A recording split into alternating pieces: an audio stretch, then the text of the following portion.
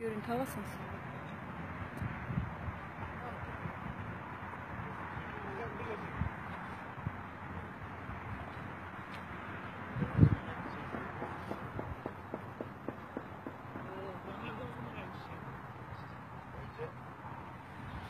İstanbul'un en yüksek zirvesi ve bugün sözünün sınırlamasında muhteşem bir mənzərə.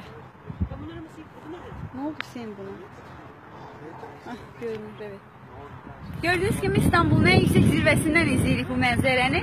Bugün Azərbaycan bayraqları ilə Fatih Sultan Mehmet Körpüsü işıqlanır. Həqiqətən də möhtəşəm bir mənzərə var arxamızda.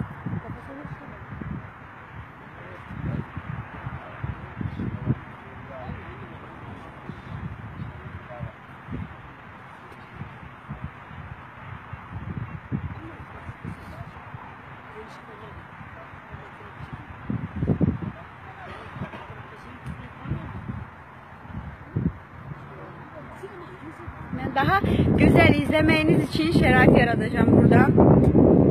Aha, gördüğünüz gibi həqiqətən də qürur vericidir Azərbaycan bayrağını Fatih Sultan Mehmet Körpüsündə bu mənzərədə, bu gözəl mənzərədə İstanbul'un ürəyi hesab olunan Boğazın sahilində izləmək.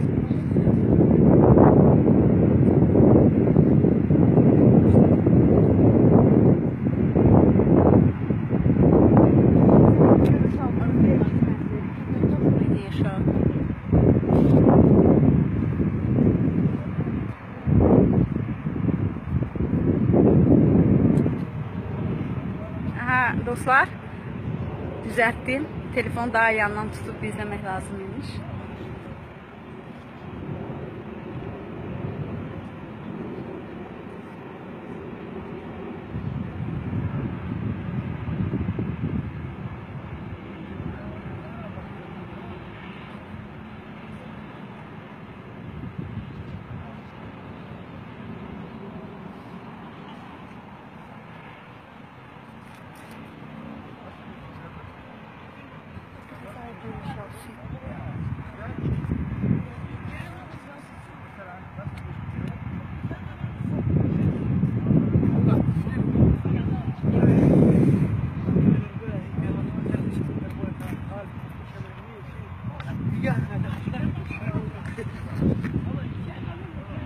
Size Space TV'nin kamerasında olan görüntüleri de göstermeye çalışırım.